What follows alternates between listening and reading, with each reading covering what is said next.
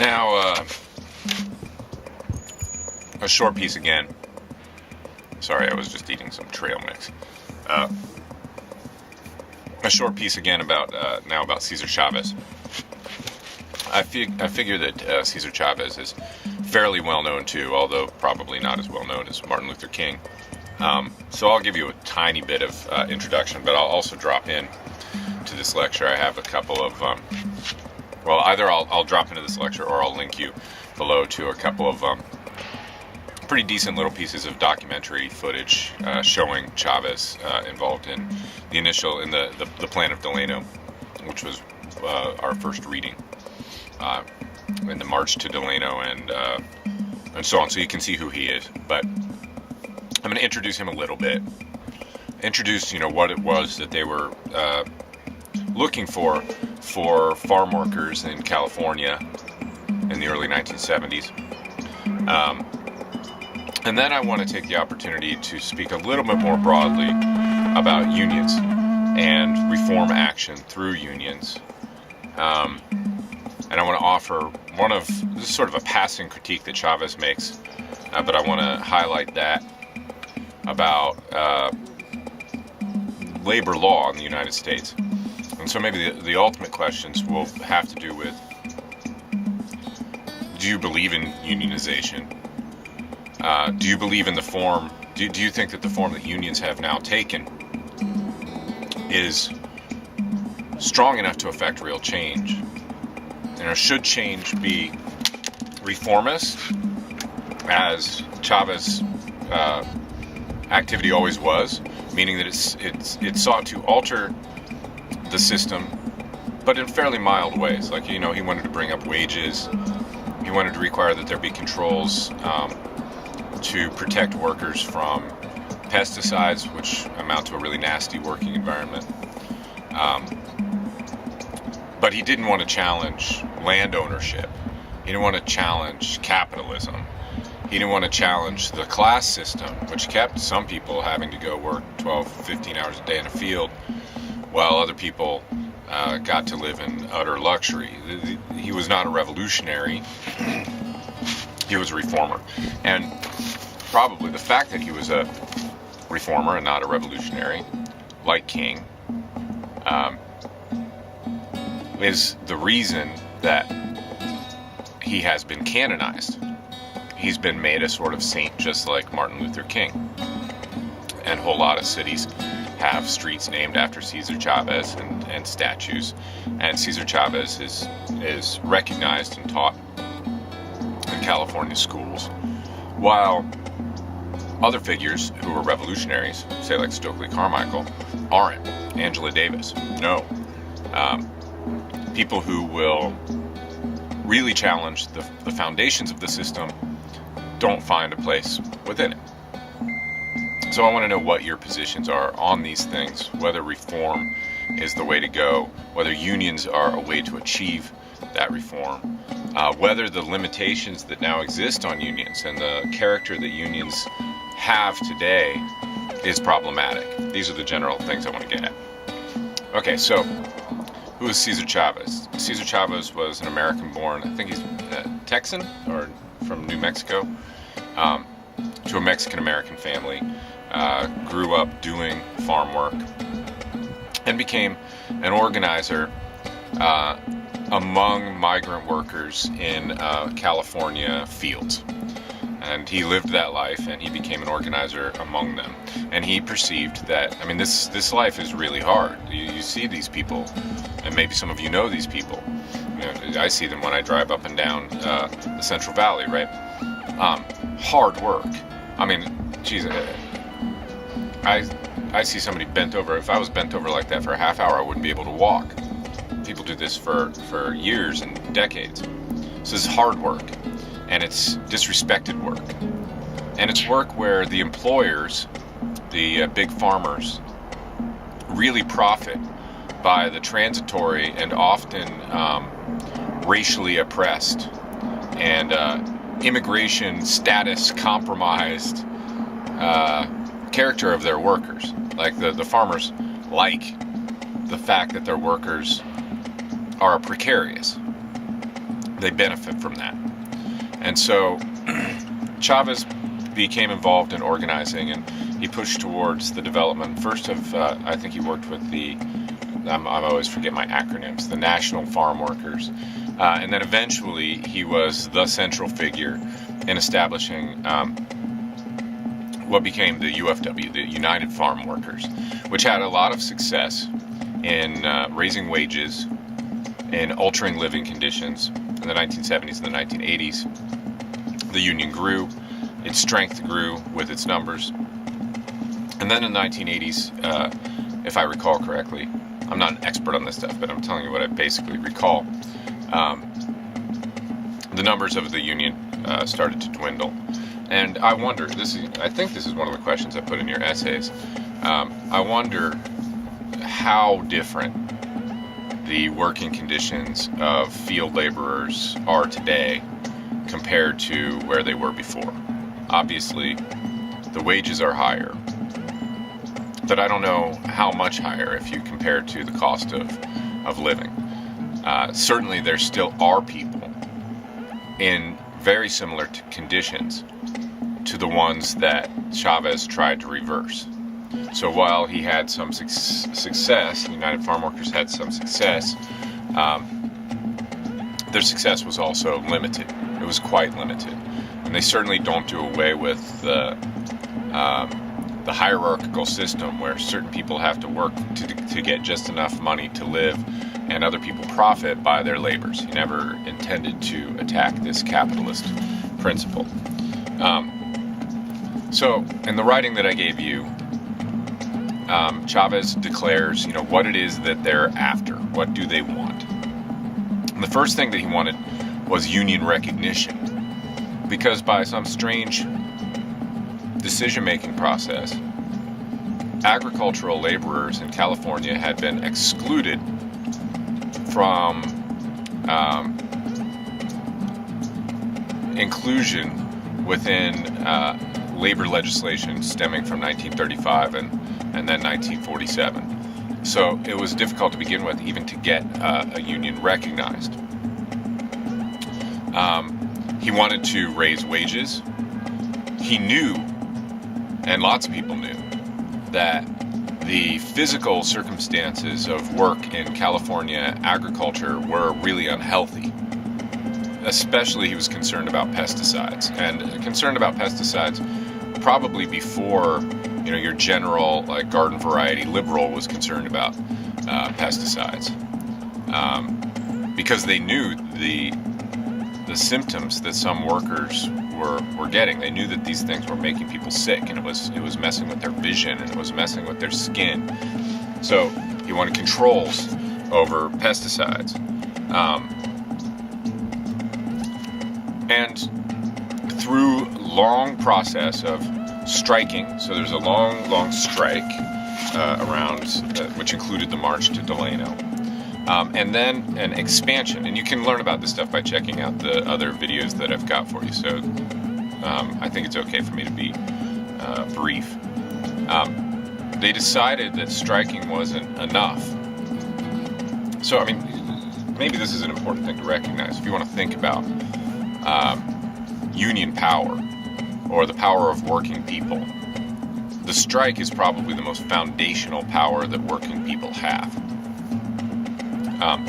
I'll come back to that. But they decided that the strike wasn't enough, and so they embarked on these fairly well publicized and sometimes relatively successful boycotts, where they would choose a commodity coming from one of the more problematic farms, and they would engage in a wide publicity campaign trying to get consumers not to buy this particular product. So they found two different ways. So the thing to recognize, I suppose, is that Chavez was nonviolent like Martin Luther King. And he cites specifically Martin Luther King. He's like, Martin Luther King showed us the way. This is how it's got to be. Chavez was a deeply Catholic person, and they included Catholic, Mexican Catholic religious iconography in their marches. And on the basis of this Christian sentiment, Chavez was systematically opposed to violence. Now, of course, violence was brought to bear upon the Union, upon the strikers. They were shot at repeatedly. If you do the reading for this section, you'll get these accounts, and if you check out the videos, you'll see more. They were shot at. People were beaten. So it was a similar situation to the one in which King's people found themselves. And Chavez, like King, says, okay, the only thing that we can do, the only right course here, is ourselves to abstain from violence. So he has this success. He becomes this prominent figure. He's kind of a saintly figure. He also took part in a number of hunger strikes in order to pressure changes in wages and in working conditions. By all accounts, vigorous, notable, exceptional, strong, devoted character. You know, a man of integrity, which is rare and probably dangerous to power, but systematically nonviolent too. Okay, so let's go back to how unions work. The unionization as a candidate, as a way by which to achieve reforms. And also I want you to recognize that like unionization could also be a pathway to revolution, but not if the unionization follows the laws as they now exist. And even Chavez, who was not a revolutionary, though if you look in his reading and then in these videos, you'll see that he sort of threatens it once in a while. Not that he's going to do it. He's like, look, if you don't deal with people behaving peaceably, trying to improve their lot, you're making revolution more likely. So he's offering his route as a preferable route, even from the perspective of power, even from the perspective of the owners. You know, better to deal with us now, better to give us a little handout, better to flex a little bit than to have to deal with full-on revolutionary activity. So he threatens it. But he seems to consider it a bad option too. So, okay, what's a union? What's the power of a union? A union is a group of workers, in Marxist language, wage slaves, right? Like people who are getting paid so that they can work, so that they can generate profit, which then gets kept by the owner. So they're getting paid enough at baseline, enough to sustain themselves and their families, but they're producing more than they get paid, and that's their value as a commodity. Of course, these farmers cannot do without laborers. They have to have them. Like, all of their investment is going to die on the vine, especially if this was focused on grapes. Grapes mature very quickly, and they have to be cultivated, harvested really quickly. A union is simply an agreement among a group of workers that they will act together. That's a union. Now, what constitutes a union in the U.S. today is much more specific than that. Today, there is legislation. This stems first from 1935 with the Wagner Act, and then 1947 with the Taft-Hartley Act, which amended the Wagner Act. Today, a union has to be a legally recognized entity, and it can only be legally recognized if a unionization campaign takes place at a workplace. A vote is called to see whether the majority of the workers want this union, and at that point it gets recognized as a union. The basic power, before we shift over to like what the law actually allows, because the law is basically put in place to mediate, to suppress the power that unions could really have. Unions were wicked powerful in the United States from 1890 to 1930, through the Great Depression and up to the New Deal, which was largely carried out to avoid full-on revolution. the workers' organizations were that strong and they were that radical. And this legislation, the Wagner Act, it legalized unions.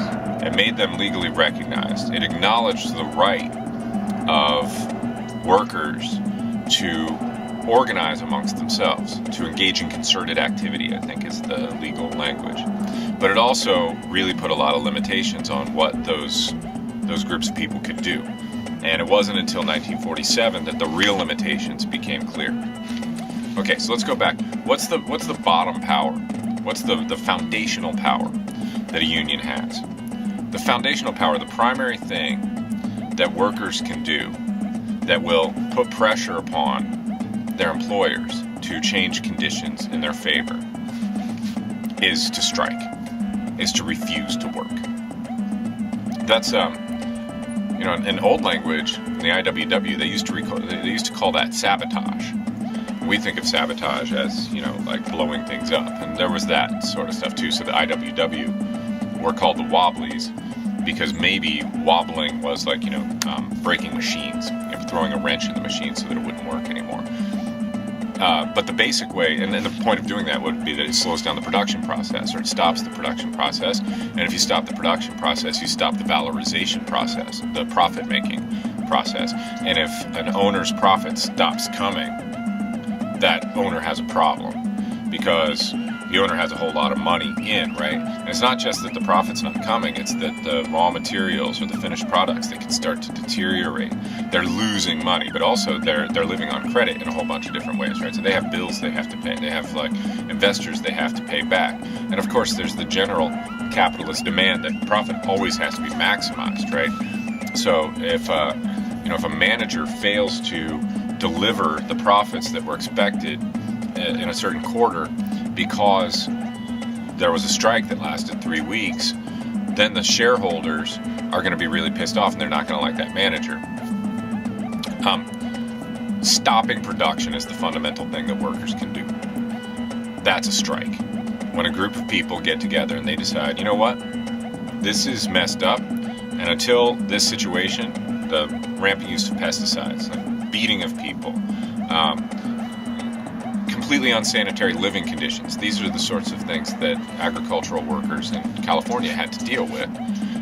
Until these conditions are changed, we're not going to work. Now, of course, various things happen at this point. One thing that happens is that the owners will utilize splits within the working class. This is something worth thinking about. Unemployment is necessary for capitalism. Owners and bosses prefer for there to be unemployment because unemployment drives down the value of labor. If labor is in greater supply and demand stays equal, as supply goes up, the value of labor as a commodity goes down.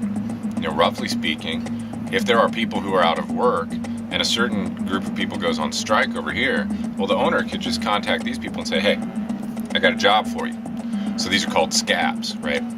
And sort of depends on culture, whether people are ready to cross a picket line, whether they're ready to scab on other workers. Ideally, from a worker perspective, you would have developed a general culture of solidarity among many different workers, such that there would be an ethic in place. So you try to generate your own ideology, right?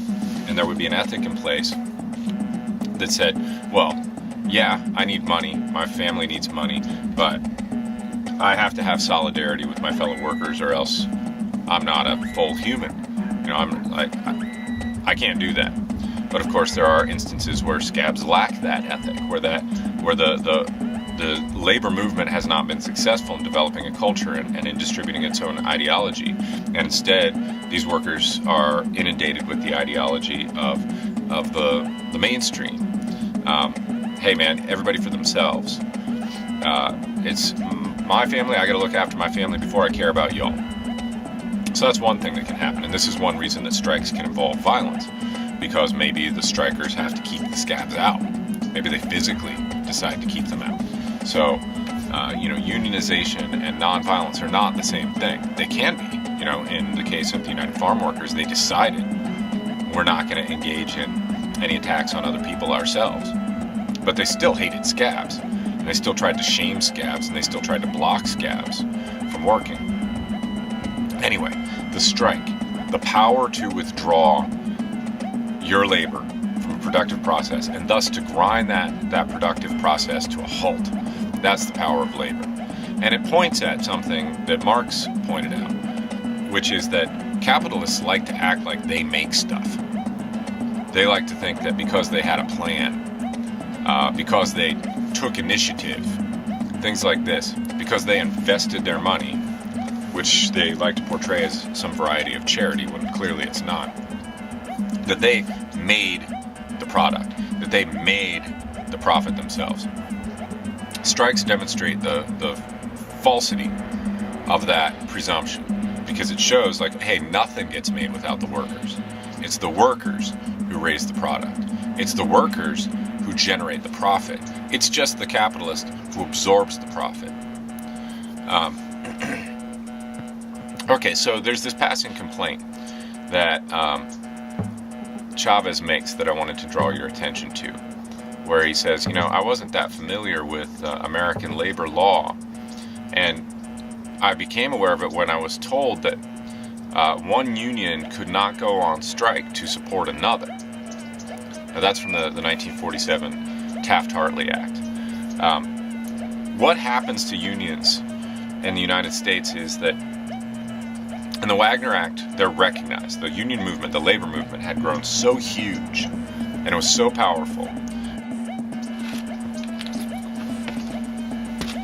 We used to read in this class Machiavelli as our first text. Maybe I'll go back to that eventually.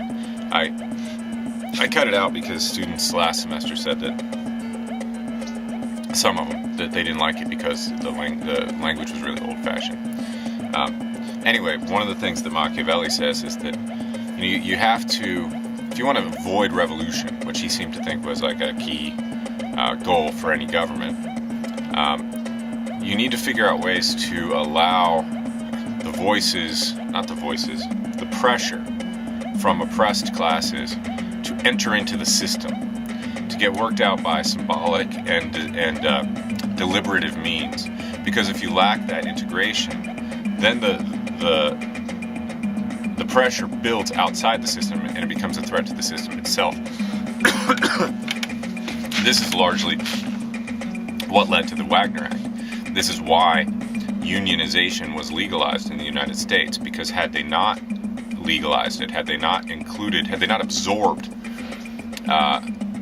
the union institution into governmental and managerial institutions, it would have threatened the whole capitalist system. It was threatening the whole capitalist system. So to begin with, the Wagner Act is a big success, and it forms the CIO, but it's already a step towards the weakening of the unions, as a matter of fact. And the reason is that at least two different practices come into place here, and then the one that Chavez is referring to might be a third. One is that unions start operating primarily towards a contract, and not on the shop floor day by day in order to remedy wrongs on the spot. Unions used to be oriented towards direct action. There are unions today that are oriented in this direction, and the IWW is the primary one. They call it a solidarity union. It doesn't orient itself towards contracts. It advocates workers at a particular place forming committees, getting together, making decisions to act together to remedy problems with their workplace themselves. That's solidarity unionism, and that used to be the dominant form of unionism. And of course that's really problematic from a managerial perspective, because it means that anytime that the workers perceive a problem, they can shut down your productive process.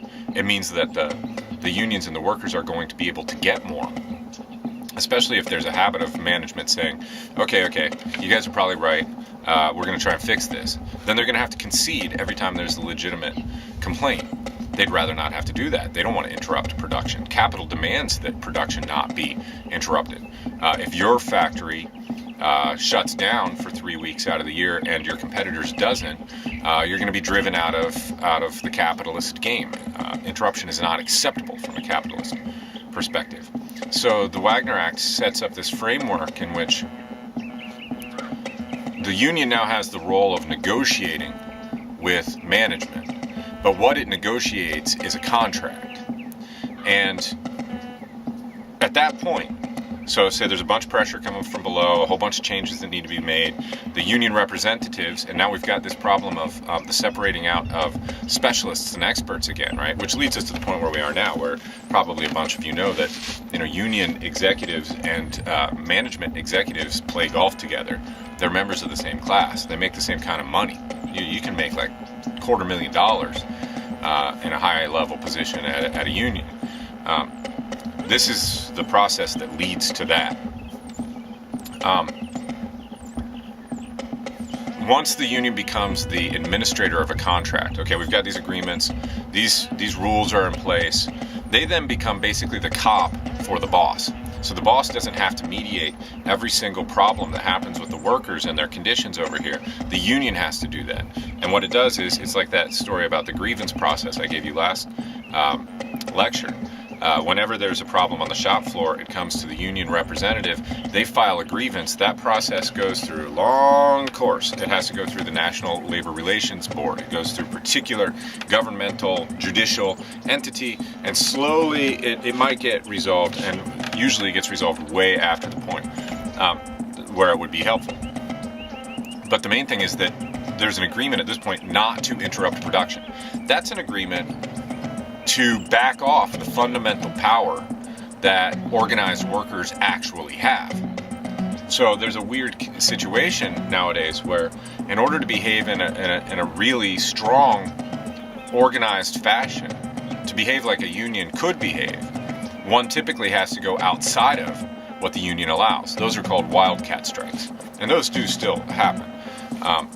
The other thing that so the union becomes the boss, becomes the cop for the boss, and it plays this sort of like padding role between the demands of the workers and the demands of management, and it makes everything easier for management. So what looked like a victory for labor ends up being something like, maybe not a total victory, but beneficial to management. And there's another practice that comes into effect around this time, which is that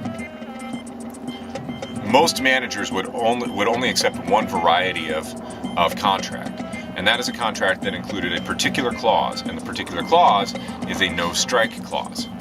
So almost all, maybe all, contracts between management and unions today include a no strike clause.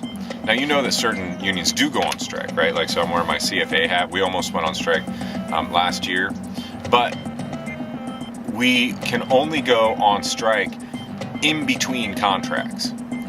We can go on strike in order to put pressure, in order to change the character of the contract that's next going to be put into place. That's legally allowed. But when that contract includes the no strike clause, which it always does, then during the effective period of a contract, striking has become illegal. So the union has allowed the very power upon which the union is based to be made illegal, and then the union operates as a sort of human relations interface between management and workers, and this is a problem. All kinds of things happened with the Taft-Hartley Act, 1947. One thing was that union representatives were no longer, or union officials had to sign an oath that they were not communists. So what happens from 1947 through the 1950s is that this left anti-capitalist bent of workers, which is arguably, I would say, completely rational, because the interests of the workers and the interests of the owners are always opposed to one another. This left-leaning movement was defanged. It backed off its power, it backed off its fundamental tools, and what it established was a set of intermediary bureaucracies with a whole lot of ties to management. And what it did is it took away the left-leaning, it took away the politics, and took away the fundamental power of the unions. And this is what Chavez is sort of complaining about. Another one of the elements of the Taft-Hartley Act was that it disallowed so-called sympathy or secondary strikes, which doesn't make any sense to me, like on, ethical or legal grounds, but it makes all kinds of sense from a management perspective. A secondary or a sympathy strike is one in which one union perceives that another union is on strike, or that it's involved in grievances. No, say it's on strike, and it says, hey, we think that their struggle is legit too. We're going to go on strike too. So this happened in the 1930s with the Teamsters on a number of occasions. Teamsters were a really big union, and they're haulers, right? Like the shipping industry. If the shipping industry goes on strike, all kinds of businesses are affected, because how are you going to get your raw materials? How are you going to ship your goods out? So if the Teamsters saw that some other union was on strike and they decided to strike too, all of a sudden the power of that strike is made exponential. By building solidarity across the working class, such that more and more aspects of the working class are willing to withdraw their power from production. They're just going to stop making money for the boss. By building that solidarity, the general power of the working class was amplified. And so the IWW, which I keep mentioning because we're looking at a period of history where they're a prominent union. They have the motto, one big union. Their idea was that everybody ought to be lumped into one union, and the ultimate power then that the working class would have would be a general strike. Like, okay, you want to stop Donald Trump, who's about to push the button and bomb, nuke North Korea, whatever crazy shit's going to happen. The ultimate power that the general population has is to go on general strike. Everybody stops working. And this is stuff that has really happened. 1968 France is a good example. 3 weeks, a strike started with students at a campus very much like Dominguez Hills. It extended to other schools, and then it was joined by all these different shops. And these were mostly wildcat strikes. No, they were all wildcat strikes. That is, they were decided on by the rank and file, by the members, by the workers themselves, not by their bureaucratic union management. And the bureaucratic union management ended up being in bed with the Communist Party and de Gaulle's government in this case, which is how this general strike is brought to an end. But by a week into this thing, the entirety of the country of France was shut down. The president fled the country briefly. That's not, a general insurrection exactly, because the working class hasn't armed itself necessarily. But a general strike is one of the most formidable forces in the world. That is the route by which to shut down capitalism. If we all stop working for them, they can't make any more profit. If they stop making profit, they stop occupying the position of power that they had only, scant days ago. So, the sympathy strike, the secondary strike, which Chavez is like, I don't get it. Like, it should be legal to support another union when you see that their cause is just, and to add your pressure to their pressure. Shouldn't that be included under the right to engage in concerted activity at the workplace? But Taft-Hartley backed that off, because Taft-Hartley was basically modifying labor law in such a fashion that it favored management instead of favoring workers. And this is where we live today, right? So, of course, we go through the whole period of, there's lots of union corruption, there's lots of payoffs, there's all kinds of problems. And then now we have unionized shops where people don't know which union they're in, they don't know if they're in the union, and they have no relationship to decision-making within the union. The union is just a sort of service provider working between management and the workers. And of course, the unions will always tell you that they're doing everything in the interest of the workers. Like, I went to an SEIU interview a while ago, and I was like, whoa, these guys are talking a mean game, but then they're utterly bureaucratic in the end.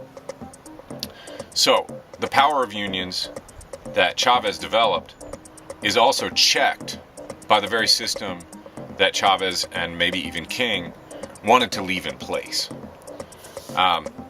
Okay, so maybe we can just shift this over. Oh wait, no, there's one more thing I wanted to mention. And this comes back to that question of scabs, right? I said, it's desirable for capitalism to have unemployed people. It's also desirable for capitalism to have racial, ethnic, religious, any kind of divide they can find within the working class. They want to nurture that. So, for example, trade unions in the U.S. have been historically racist.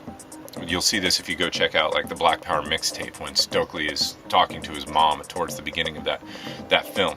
He's like, what's up? What was up with my dad? Well, he was the last to be hired and the first to be fired, and he was not included in unions. Trade unions were typically organizations of skilled workers. So that's people who are allowed to be trained. So that would exclude certain people, black people. And then they were just straight out racist. So they kept black people out. James Baldwin writes about this too. Management loves for the working class to be divided. And in the case of the United Farm Workers, there's an interesting and specific division which I think still affects us today. And that is the division between workers who have papers and workers who don't. Workers who are legally allowed to operate in the United States. Some of them are United States citizens, and some of them have, green cards or work visas. And then the population of people who sneak across the border and often are willing to work much more cheaply. These are two different labor forces, hard to tell apart from a distance, but really different in terms of their precarity and in terms of their willingness to endure abuse. Undocumented people don't have much choice about what abuse they suffer. They can't go to the cops. If they go to the cops, they're going to go to prison indefinitely. And they're going to be forced to work for nothing while they're in prison. And then they're going to be deported, maybe to somewhere that was really horrible. Maybe to somewhere where their lives are at risk. They have to keep working no matter what the conditions. If they are abused, if they're just not paid, if their conditions suck, there's not much they can do about it. Now, this is like an ideal workforce for a capitalist. I mean, the interest of the capitalist, whether they're a nice person, in regular life or not, kind of immaterial. Because as a capitalist, their duty, their obligation is to maximize profit. Well, the cheapest, most willing to suffer workforce is the best one for achieving profit. So the United Farm Workers had an interesting sort of ambiguous relationship with undocumented labor. So at some times, and I think they were probably right at this time, they decided, okay, look, the situation of farm workers, documented farm workers in California is inextricably bound up with the situation of undocumented workers. Their working conditions are the same. They are co-workers. They have to be organized together.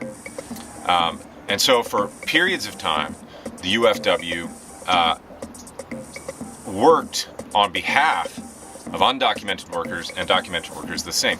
But they also recognized that, well, wait a minute, the wages, the rights, the legal protections of documented people working is imperiled by this other workforce. These guys can be scabs. These guys are willing to work for less. Because they're willing to work for less, they're the Achilles heel of the documented workers. And because of this, because of a recognition that there was a division and that this division could be used against the union, there were also periods where the United Farm Workers not only opposed undocumented people and the undocumented laborers, but even took part in border patrol operations themselves in order to keep undocumented people out. Now, to me, that's a grave mistake because it doesn't recognize that there's a fundamental community between people who work together, not to mention people who come from the same backgrounds, regardless of who they are on paper. My point is simply capitalism always wants there to be divisions.